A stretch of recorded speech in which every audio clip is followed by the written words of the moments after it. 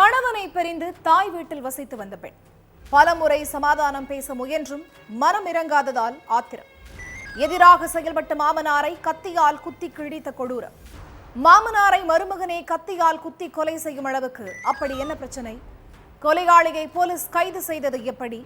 நடந்தது என்ன?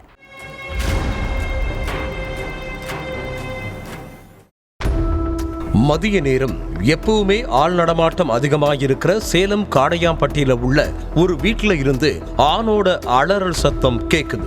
பக்கத்து வீட்டுக்காரங்களும் ரோட்ல போறவங்களும் என்ன ஏதுன்னு அந்த வீட்டையே உத்து பார்த்துட்டு இருக்கும்போது கையில அரிவாளோட ஒருத்தன் வேக வேகமா வீட்டுல இருந்து வெளியேறி ஓடி இருக்கான். உடனே போலீஸுக்கு தகவல் போயிருக்கு. ஸ்பாட்டுக்கு வந்த போலீஸ் சவுண்டு கேட்ட வீட்டுக்குள்ள போய் பார்த்திருக்காங்க. அங்க நடு வீட்டுல முகம் கை கால்னு உடம்புல எல்லா இடத்துலயும் வெட்டுப்பட்டு ரத்த வெள்ளத்துல உயிருக்கு போராடிட்டு இருந்திருக்காரு பழனிசாமி.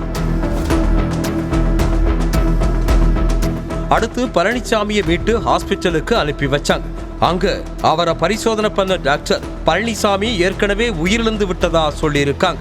அதுக்கு பிறகு கொலை வழக்கு பதிவு பண்ண காவலர்கள் வீட்டுல என்ன நடந்துச்சு, பழனிசாமியை யாரு கொலை பண்ணதுன்னு விசாரணையில இறங்குனாங்க. கொல்லப்பட்ட பழனிசாமியோட மகள் மகேஸ்வரிக்கும் திமிரிக்கோட்டையில உள்ள மயில்சாமிக்கும் 15 வருஷங்களுக்கு முன்னாடி கல்யாணம் நடந்திருக்கு. கல்யாணம் நடந்த கொஞ்ச வருஷத்திலேயே கணவன் மனைவிக்குள்ள மனஸ்தாபம் ஏற்பட்டிருக்கு. மகேஸ்வரிக்கு பெண் குழந்தை பிறந்ததுதான் இந்த மனஸ்தாபத்துக்கே காரணம். ஆண் குழந்தை தான் வேணும்னு கடவுள்கிட்ட வேண்டிட்டு இருந்த மயில்சாமிக்கு பெண் குழந்தை பிறந்திருக்கு. இதுதான் மனைவி மகேஸ்வரி மேல மயில்சாமிக்கு கோபத்தை ஏற்படுத்தி இருக்கு. சரி, முதல் குழந்தை தான் பொண்ணுன்னு பார்த்தா அடுத்தடுத்து பிறந்த குழந்தைகள் ரெண்டுமே பெண் தான். இது மயில்சாமிக்கு மனைவி மேல உச்சக்கட்ட கோபத்தை வர வச்சிருக்கு.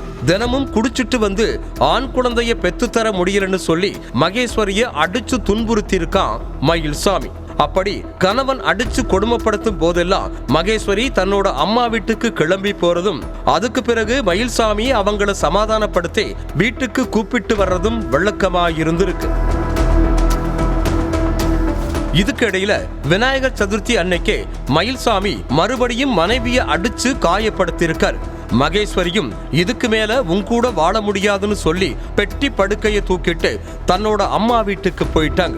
போதை தெளிஞ்சதும் மயில்சாமி வழக்கம் போல மனைவியை சமாதானப்படுத்தி கூப்பிட்டு வர்றதுக்கு போனப்ப மகேஸ்வரி மயில்சாமி கிட்ட சரியா பேசலையா, வீட்டுக்கு வரமாட்டேன்னு சொல்லிட்டாங்களாம். மாமனார் பழனிசாமியும் மகளை பார்க்க விடாம மயில்சாமியை தடுத்து நிறுத்தி அவமானப்படுத்துற மாதிரி பேசினதாகவும் சொல்லப்படுது.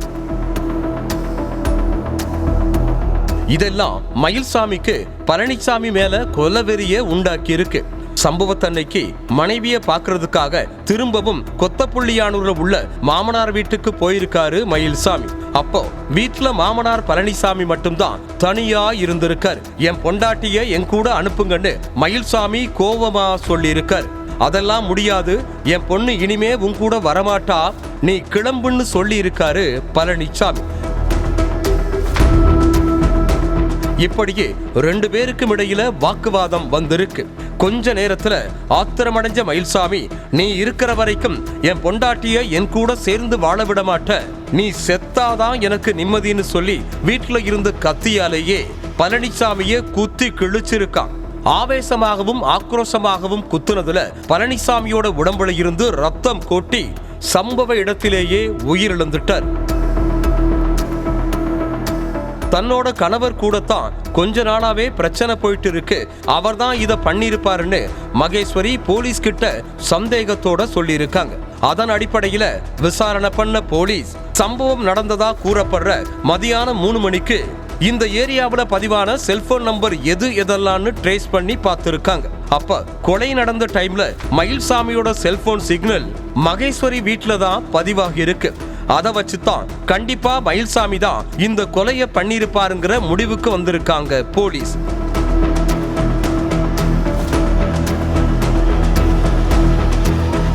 அடுத்து அதே செல்போன் சிக்னல் இப்ப எங்க இருக்குன்னு ட்ரேஸ் பண்ணி அதை வச்சு மயில்சாமியை பிடிச்சு விசாரிச்சப்ப நடந்த எல்லாத்தையும் ஒத்துக்கிட்டு இருக்காரு.